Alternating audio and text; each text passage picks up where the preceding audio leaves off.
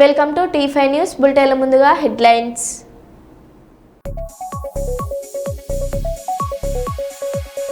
బాలయ్యకు award వచ్చిన సందర్భంగా శుభాకాంక్షలు తెలియజేసిన super star Rajinikanth.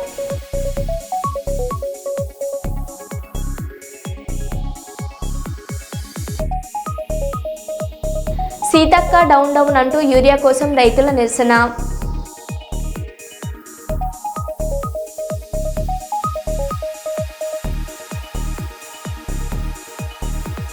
Telangana CM సహాయక నిధికి 50 లక్షలు విరాళంగా ఇచ్చిన బాలకృష్ణ.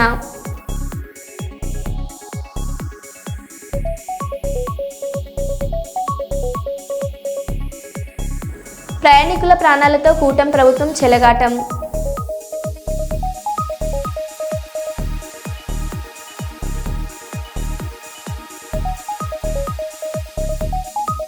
రైతులు ఇబ్బందులు పడకుండా సరిపడా యూరియా ఇవ్వాలని అగ్రికల్చర్ కమిషనర్ను కలిసిన బీఆర్ఎస్ ఎమ్మెల్యేలు, ఎమ్మెల్సీలు.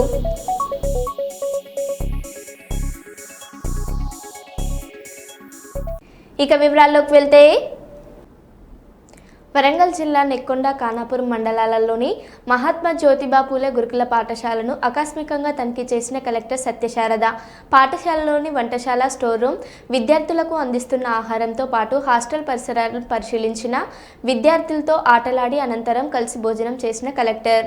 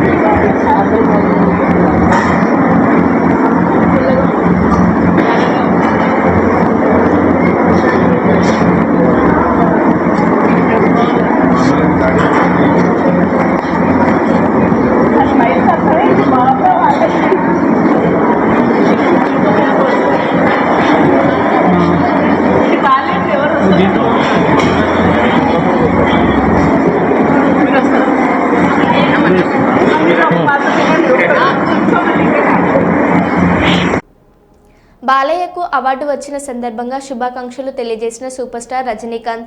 ఫ్లూట్లు జింక ముందు ఊదు, సింహం ముందు కాదు, కత్తితో కాదు, కంటి చూపుతో చంపేస్తా, ఇలాంటి డైలాగులు బాలయ్య మాత్రమే చెప్పగలరని రజనీకాంత్ అన్నారు. అందరికీ నమస్కారం.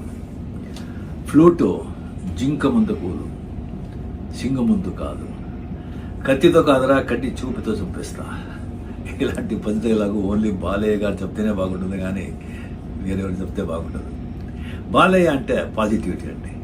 నెగిటివిటీ ఆయన దగ్గర కొత్త కూడా ఉండదు.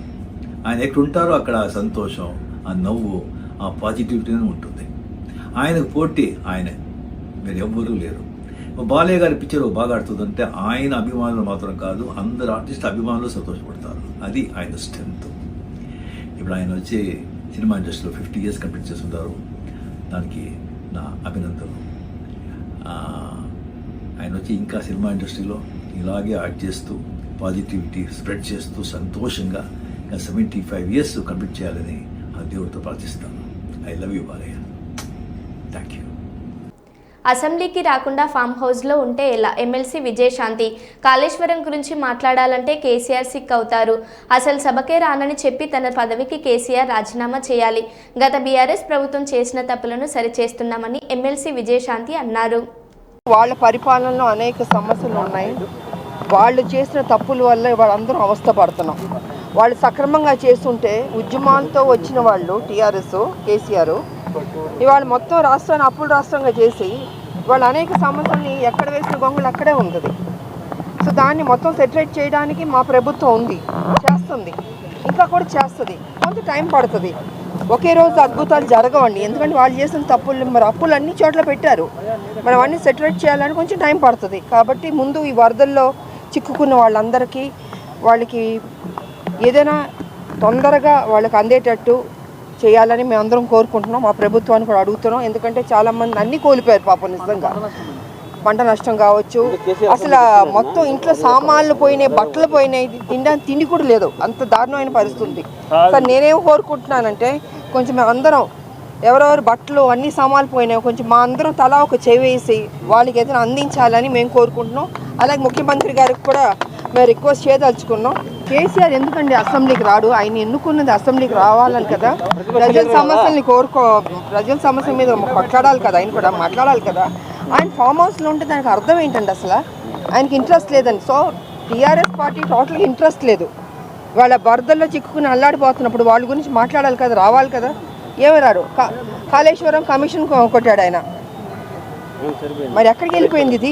దాని మీద అంతేనండి, అసెంబ్లీకి రావాలంటే సిక్కు వస్తుంది, కాళేశ్వరం గురించి మాట్లాడాలంటే సిక్కు వస్తుంది. ఆయనకు అప్పుడప్పుడు సిక్కు వస్తూ ఉంటుందండి. సో సిక్కున్న మనిషి లేకపోతే చెప్పేమనండి, నేను అసెంబ్లీకి రాను, నేను ఎమ్మెల్యేగా నన్ను గెలిపించాను, నేను రాజీనామా చేస్తానని చెప్పానండి. అసెంబ్లీ 15 రోజులు నడపాలి. కాంగ్రెస్ ప్రభుత్వం రాగానే ఆనాటి రోజులు ఎందుకు వచ్చాయి? ఆది పీసీ ఘోష్ నివేదిక కాదు, పీసీసీ నివేదిక కాంగ్రెస్ నాయకులు చేస్తున్న యూరియా మాఫియా గురించి అసెంబ్లీలో చర్చలు జరపాలి. ఫీజు రియంబర్స్మెంట్, రైతుల ఇబ్బందులపై సుదీర్ఘ చర్చలు జరిపేందుకు 15 రోజులు అసెంబ్లీ నడపాలి. మీకు నచ్చిన 2-3 రోజుల అంశాలు మాట్లాడి మైక్ కట్ చేస్తే కుదరదు అని కేటీఆర్ అన్నారు.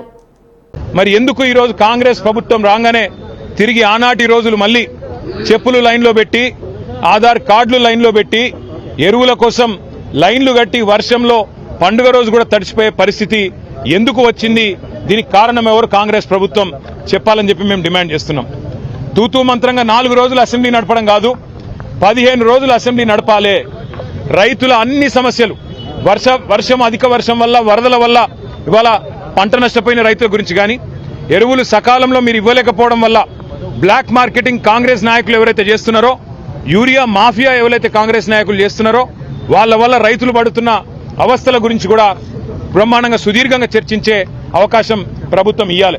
దాంతో పాటు ఇవాళ రాష్ట్ర వ్యాప్తంగా నెలకొని ఉన్న వ్యవసాయ సంక్షోభం మీద కూడా మాట్లాడే అవకాశం ఇవ్వాలి, చర్చ ఖచ్చితంగా పెట్టాలి. అట్లాగే ఫీజు రీయింబర్స్మెంట్ కూడా కాక పిల్లలు ఆగమైతా ఉన్నారు, వారి గురించి కూడా చర్చ జరగాల్సిన అవసరం ఉంది.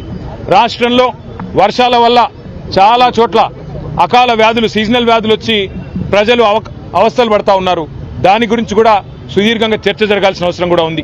కేవలం 1-2 మీకు అనుకూలంగా ఉండే అంశాలు మాట్లాడుకొని దానిలో మైకు మీద కట్టు కాదు కాబట్టి, మాకు మైక్ ఇయ్యరు కాబట్టి మమ్మల్ని ఇష్టం వచ్చినట్టుగా దూషించి పైశాచిక ఆనందం పొందుతామంటే దానికోసం కాదు అసెంబ్లీ సమావేశాలు. అసెంబ్లీ సమావేశాలు ప్రజల సమస్యలు చర్చించడానికి, ప్రజల సమస్యలను ప్రభుత్వ దృష్టికి ప్రతిపక్షం తీసుకురావడానికే పెడతారు. కాబట్టి అన్ని అంశాలు సాకల్యంగా చర్చించాలి అంటే 15 రోజుల పాటు ఖచ్చితంగా చర్చ జరగాలి. అర్థవంతమైన చర్చ జరగడానికి బీఆర్ఎస్ ఎప్పుడు కూడా ముందుంటది. మీ అన్ని విషయాలు, కాళేశ్వరం మీద మీరు వేసిన కమిషన్తో సహా, అది పీసీ ఘోష్ కమిషన్ కాదు, పీసీసీ కమిషన్ అది. కాబట్టి ఆ పీసీసీ కమిషన్ రిపోర్ట్తో సహా, తప్పుల తడక లాంటి ఆ నివేదికతో సహా అన్నిటి విషయంలో కూడా మా పార్టీ పూర్తి స్థాయిలో మా వైఖరిని కుండబద్దలు కొట్టినట్టు చెప్తాం. కానీ ముఖ్యం ఇవాళ మనం రైతులు ఇబ్బందులు పడకుండా సరిపడా యూరియా ఇవ్వాలని అగ్రికల్చర్ కమిషనర్ను కలిసిన బీఆర్ఎస్ ఎమ్మెల్యేలు, ఎమ్మెల్సీలు. బషీర్బాగ్లోని వ్యవసాయ శాఖ కార్యాలయం ముందు ధర్నా నిర్వహించిన బీఆర్ఎస్ ఎమ్మెల్యేలు, ఎమ్మెల్సీలను అరెస్టు చేసిన పోలీసులు.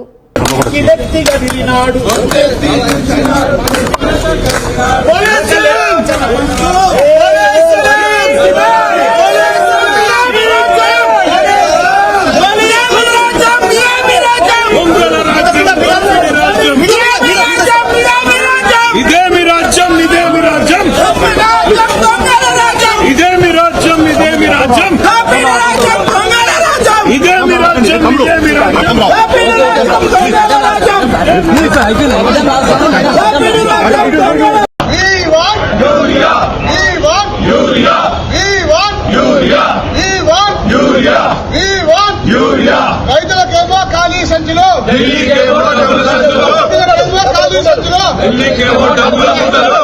రైతులకేమో ఖాళీ సంచులు.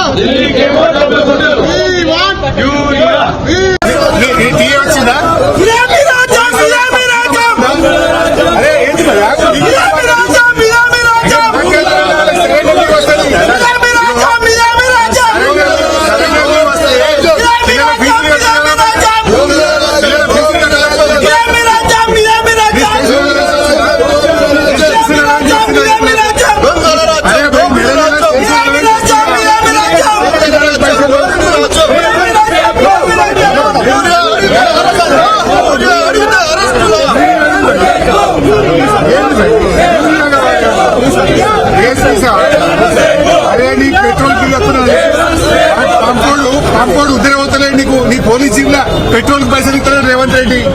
పోలీస్ స్టేషన్లలో బండ్లలో మీ సొంతం పైసలు వస్తున్నాయని చెప్పి పైసలు మీ పెట్రోల్ పంప్ పైసలు వస్తున్నాయా? మీకు పెట్రోల్ పోతున్నా పోలీస్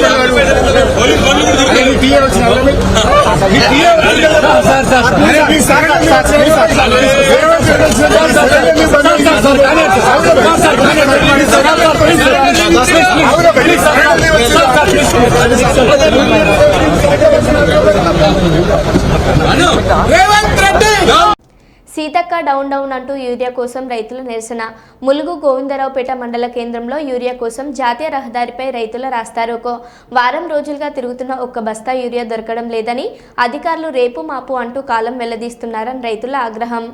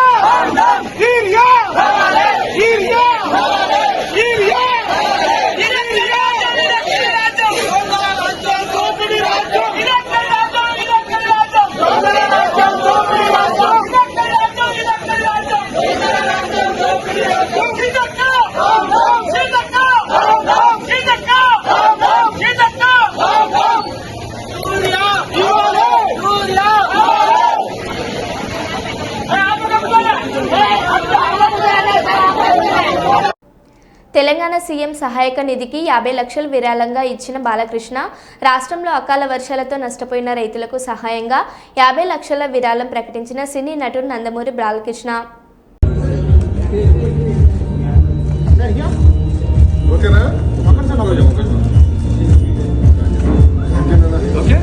అతిశోక్తి అవుతుందేమో, అందరు ఉన్నారని చెప్తున్నాను అనుకుంటారేమో అని ఇది నా సొంత బాధ నేను చెప్పాను. ఇది ఏదైతే ఈ జగిత్యాల జిల్లా, ఏదైతే ఈ కామారెడ్డి జిల్లా, ఎలాగైతే వర్ష విపత్సానికి అతలకుతలం అయ్యి ఎంతోమంది ప్రాణాలు పోగొట్టుకున్న ఎంతోమంది రైతులు వాళ్ళు పండించిన పంట నేలమట్టమైందో వాళ్ళందరూ గుర్దాభక్తిగా నేను 50 లక్షల రూపాయలు సీఎం రిలీఫ్ ఫండ్కి, దాంతో తీరదు వాళ్ళకి ఇంకా కూడా ముందు ఎటువంటి సహాయ సహకారాలు అందించాలో దానికి వృతాభక్తి ఇప్పుడు నేను అనౌన్స్ చేస్తున్నాను. ఎందుకంటే అందరు ఉన్నప్పుడైతే నాకు నచ్చదు అనౌన్స్ చేయడం, ఏదో రాజకీయ అలా కాదు. మా క్యాన్సర్ హాస్పిటల్ తరఫు నుంచి అయితేనేమి ఎవరెవరు అలాగే ఇంకా కూడా ఇంకా ముందు నా సహాయ సహకారాలు, నా అభిమానులు ఉన్నారు, ఎక్కడున్నా వాళ్ళు ముందుకు వెళ్తారు. ముందు రంగంలోకి దిగేది నా అభిమానులు ఎటువంటి లాభాపేక్ష కోరకుండా. ఇక్కడ కూడా అదే అవసరం లేదు లాభాపేక్ష, ఇక్కడ మెయిన్ ప్రజలు. అది తన తండ్రి గారు ఆయన ఎప్పుడు నేను చెప్పాను, ఉప్పెన కానీ లేకపోతే నేషనల్ డిఫెన్స్ ఫండ్ కానీ రాయలసీమ క్షామ నివారణ కోసం అయితేనేమి కానీ. సో అలా వృత్తపత్తి నేను ప్రస్తుతానికి 50 లక్షలు నేను అనౌన్స్ చేస్తున్నాను. డోర్నకల్ నియోజకవర్గ కేంద్రాన్ని అభివృద్ధి చేయాలని వినాయకుని నిరసన.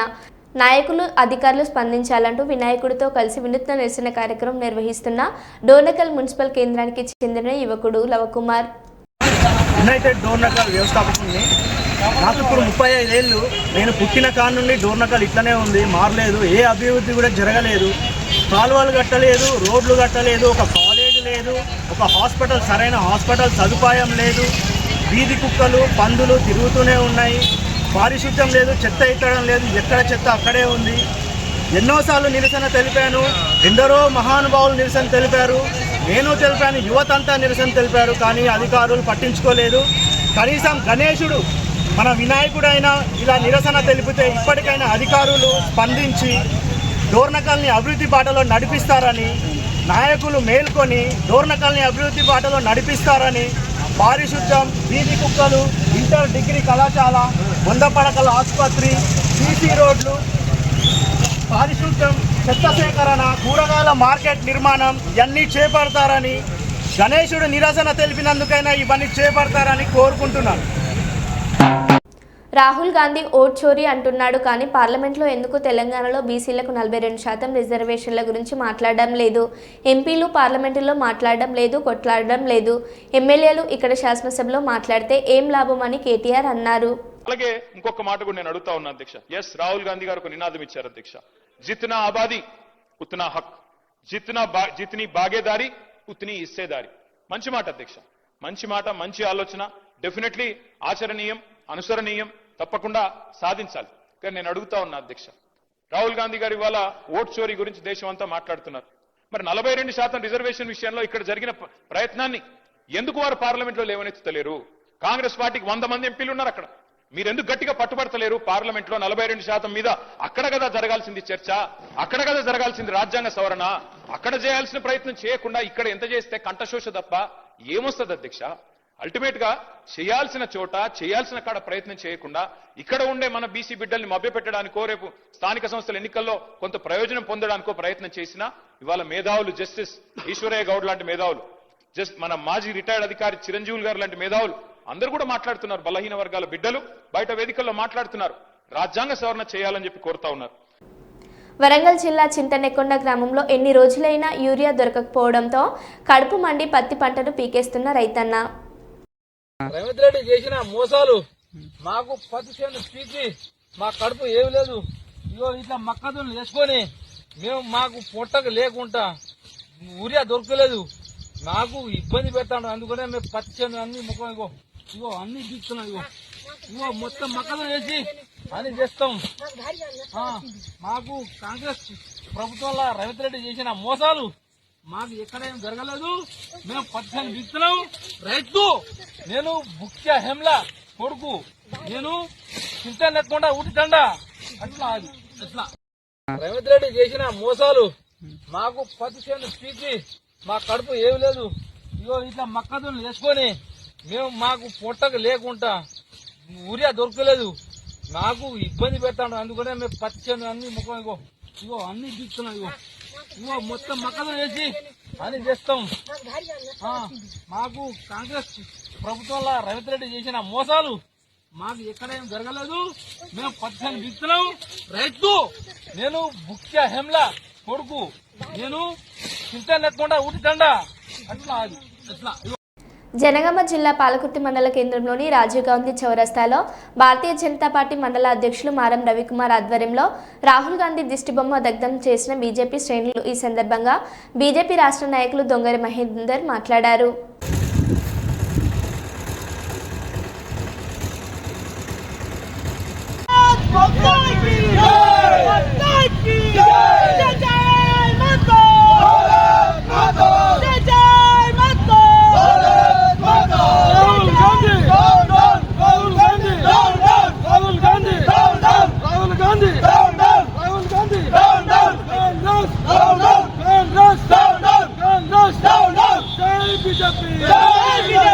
నరేంద్ర మోడీ గారి నాయకత్వం, నరేంద్ర మోడీ గారి నాయకత్వం, నరేంద్ర మోడీ గారు తల్లి పాలించిన వ్యాఖ్యలు చేసిన రాహుల్ గాంధీ, రాహుల్ గాంధీ,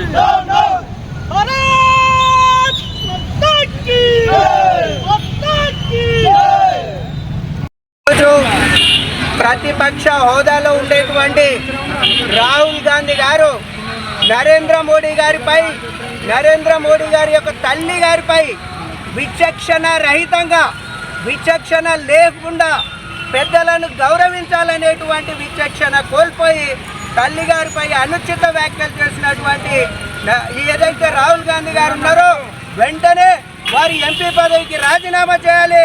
కాంగ్రెస్ నుంచి వారు బహిష్కరించబడాలి. అదేవిధంగా నరేంద్ర మోడీ గారి యొక్క పాదాలకు నమస్కారం చెప్పి వారి యొక్క క్షమాపణలు కోరాల్సిందిగా భారతీయ జనతా పార్టీ పాలకుర్తి మండల శాఖ పక్షాన కోరడమైనది. జై బీజేపీ.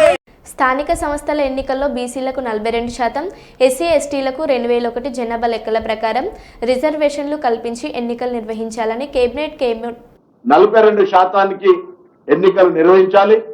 మిగతా ఎస్సీ ఎస్టీకి సంబంధించి 2001 సెన్సస్ ఏదైతే ఉందో దాని ప్రకారంగా జనాభా ఆధారంగా వాళ్ళకి రిజర్వేషన్లు కల్పిస్తూ 42% లోకల్ బాడీ ఎలక్షన్స్ ఎన్నికలు నిర్వహించడానికి కేబినెట్ తీర్మానం చేసింది ఈరోజు.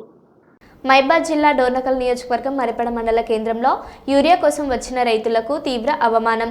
యూరియా ఇస్తామని చెప్పి రైతుల దగ్గర ఆధార్, పట్టాదార్ పాస్ పుస్తకాల జిరాక్సులు తీసుకున్న అధికారులు, యూరియా ఇవ్వకుండా తీసుకున్న జిరాక్సులను చిత్తు కాగితాల్లాగా బయటపడేసిన సొసైటీ అధికారులు, చేసేదేమీ లేక అధికారుల నిర్లక్ష్యంగా బయటపడేసిన కాగితాల్లో తమ జిరాక్స్ కాపీలను వెతుక్కుంటున్న రైతులు, యూరియా ఇవ్వకుండా తీసుకున్న జిరాక్సులను బయటపడేసి రైతులను అవమానపరుస్తారా అంటూ తీవ్ర ఆగ్రహవేశాలతో రగిలిపోతున్న రైతులు, అధికారుల నిర్లక్ష్యంపై మండిపడుతున్న రైతులు, బాధ్యులైన అధికారులపై చర్యలు తీసుకోవాలని డిమాండ్.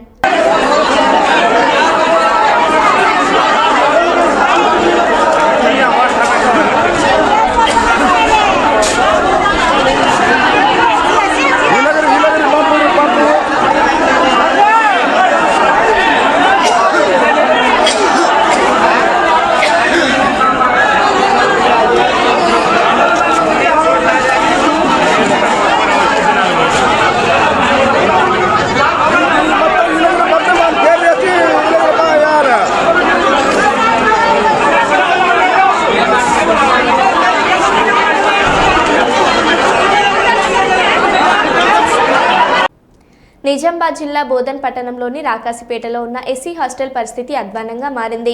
స్లాబ్ పెచ్చులు పడి విద్యార్థులపై పడుతున్నాయని విద్యార్థులు భయపడుతున్నారు. వర్షం నీటితో పాటు పెచ్చులు పడుతున్నాయని, దీంతో విద్యార్థులు మరోవైపు వార్డెన్ కూడా భయాందోళనకు గురవుతున్నారు. అనేక ఏళ్ల క్రితం కట్టిన భవనం శిథిలావస్థకు చేరడంతో వర్షపు నీరు గదిలోకి వస్తుంది ఓవైపు, విద్యార్థులు మరోవైపు, వార్డెన్ ఉన్న గది కూడా చాలా అధ్వానంగా మారింది. ఎప్పుడు ఏ ప్రమాదం జరుగుతుందని విద్యార్థులు, ఇటు వార్డెన్ కూడా భయాందోళనకు గురవుతున్నారు. ఏదేమైనా వర్షం నీటిలో శిథిలావస్థకు చేరిన భవనంలో సుమారు 80 మంది ఎస్సీ విద్యార్థులు తీవ్ర ఇబ్బంది ఎదుర్కొంటున్నారు. దీనిపై ఏళ్ల నుంచి దృష్టి సారించకుండా నిర్లక్ష్యం చేస్తున్న పాలకులు, అధికారులు దృష్టి పెట్టాలని ప్రజలు, విద్యార్థుల తల్లిదండ్రులు కోరుతున్నారు.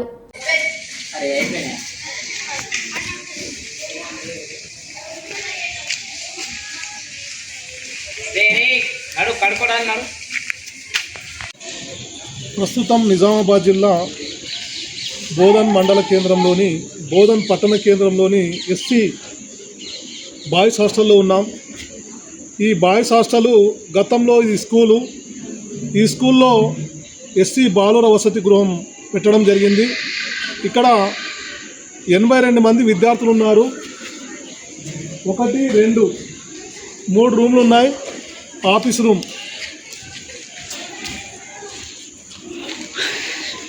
విద్యార్థులకు గదులు సాలక భవనం శిథిలావస్థకు చేరడంతో పెచ్చులూడి ఈ మధ్య కురుస్తున్న వర్షానికి వర్షపు నీరు భవనం అంచు నుంచి కారి, పెచ్చుల నుంచి కారి విద్యార్థులు అనేక ఇబ్బందులు ఎదుర్కొంటున్నారు. కరెంట్ ఉంది, విద్యుత్ షాక్ కలిగే పరిస్థితులు ఉన్నాయి. మరి ఆఫీస్ రూమ్ ఉంది. ఆఫీస్ రూమ్ కూడా ఎంత అద్మానంగా మారిందంటే అక్కడ ఉన్న వార్డెన్ గారు ఆ బొట్టు భవనం పైనుంచి వర్షం నీళ్ళతోటి కారుతుంటే అలాంటి దయనీయ స్థితిలో వార్డెన్ గారు విధులు నిర్వహిస్తున్నారు. ఇక బోర్ చెడిపోయింది, మౌలిక వసతులు లేవు. ఇలాంటి వసతుల మధ్య విద్యార్థులు విద్యాబోధన చేస్తున్న పరిస్థితి ఆవాసంగా ఉన్నారు. మరి ఈరోజు వర్షంలో కురుస్తున్న ఈ బిల్డింగ్ పరిస్థితి ఏళ్ల నుంచి ఇలాగా ఉన్నా మరి వీధి గుండా వెళ్ళే దీని ముంగట ఉండే రోడ్లు కూడా బురదమయమైనాయి. ఇలాంటి పరిస్థితుల్లో విద్యార్థులు ఉన్నారు. భవనం శిథిలావస్థకు చేరింది, వర్షపు నీరు కారుతుంది. ఇలాంటి పరిస్థితుల్లో విద్యార్థులు ఉన్నారు. దీని మీద సంబంధిత అధికారులు స్పందించాలని, మళ్ళీ ఇక్కడ కూడా బోర్తో పాటు అనేక మౌలిక వసతులు లేక విద్యార్థులు అనేక ఇబ్బందులు ఎదుర్కొనే పరిస్థితి ఏర్పడుతుంది. ప్రభుత్వం నుంచి సరైన బిల్లులు, అంటే రాష్ట్ర వ్యాప్తంగా హాస్టళ్లకు సరైన బిల్లులు రాక ఎంతోమంది వార్డెన్లు కూడా అప్పులు చేసి మరి కొన్ని పరిస్థితుల్లో పెట్టలేని పరిస్థితుల్లో సతమతమవుతున్న పరిస్థితిలో వసతి గృహాలు కొనసాగుతున్నాయి. ఇలాంటి పరిస్థితిలో వీటిని కొనసాగించడం క్రమంలో జిల్లా స్థాయి అధికారులు, పాలకులు దృష్టి పెట్టాలని, ఈ బాలుర వసతి గృహంలో విద్యార్థులకు న్యాయం చేయాలని ప్రజలు కోరుతున్నారు. మరో బులెటిన్లో మళ్ళీ కలుద్దాం. Stay tune.